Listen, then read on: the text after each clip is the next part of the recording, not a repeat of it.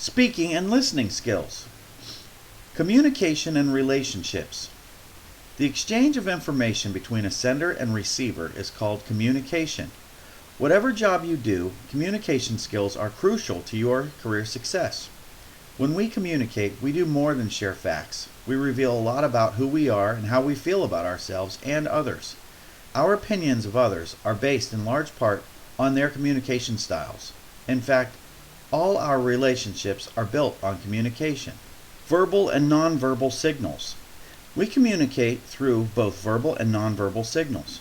Verbal signals are written or spoken words. Nonverbal signals include tone of voice, facial expressions, gestures, postures, and eye contact.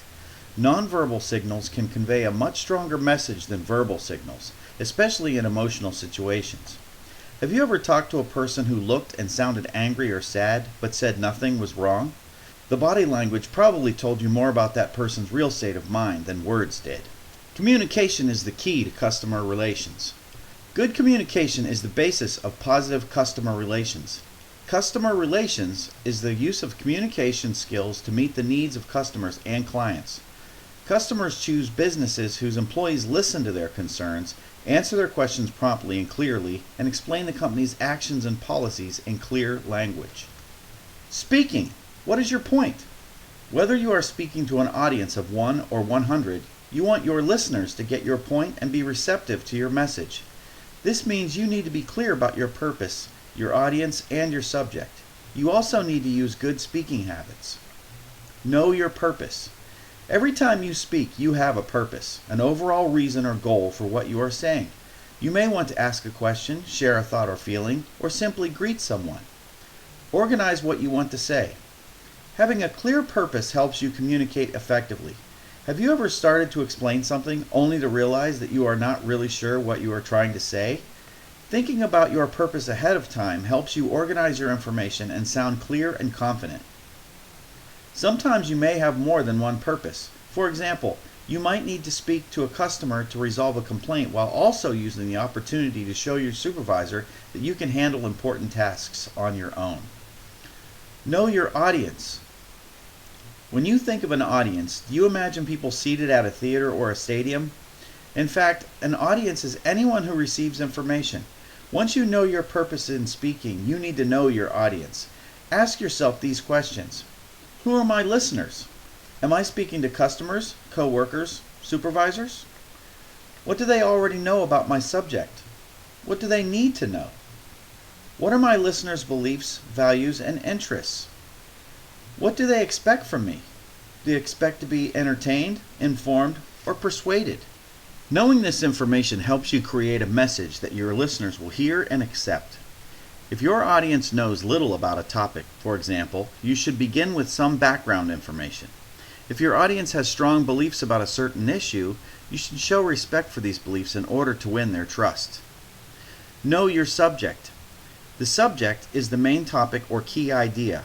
Whether you are giving a lecture or talking to a customer, make sure you know your subject thoroughly. State your idea clearly and use specific facts and examples to support what you are saying. Show that you know your subject by speaking clearly and directly. Move logically from point to point as you speak. Reinforce main ideas with vivid examples. To show that you know your subject, cite solid facts. Become an active listener. Listening is very different from hearing. Hearing is an automatic response. Listening is a conscious action. You use your brain to interpret or make sense of what you hear. Active listening is listening and responding with full attention to what is being said. In the world of work, active listening can be your most powerful communication tool. It involves all of the following: identifying the speaker's purpose, listening for main ideas, distinguishing between fact and opinion, noting the speaker's body language, intonation, speed, and volume, using your own body language and facial expressions to respond to the speaker. For example, sitting up straight or leaning toward the speaker to show that you are interested. Reacting to the speaker with comments or questions. Listen actively to provide good customer service. Active listening is the key to providing good customer service and handling customer complaints. People do not always remember when things go right, but they often remember when things go wrong. Learn your company's policies and procedures for handling customer complaints. Overcome communication barriers. A communication barrier is a physical or mental factor that makes communication difficult or impossible. Noise, anger, and defensiveness are common communication barriers. Not listening is another communication barrier. Feelings such as boredom, excitement, or anger can get in the way of listening. Cultural, linguistic, gender, and age differences can also interfere with communication. Take responsibility for delivering your message clearly, especially if your listener is from a different culture or speaks English as a second or foreign language. Be aware of your feelings and how they affect your listening. When another person is speaking, give your full attention to the speaker. Taking notes can help you focus your attention. Avoid jumping to conclusions or thinking about what you're going to say. When you are the speaker, remember that delivering a message in an aggressive or angry way can block communication. Your emotions may cause a listener to tune out or become defensive. Avoid name-calling or criticizing.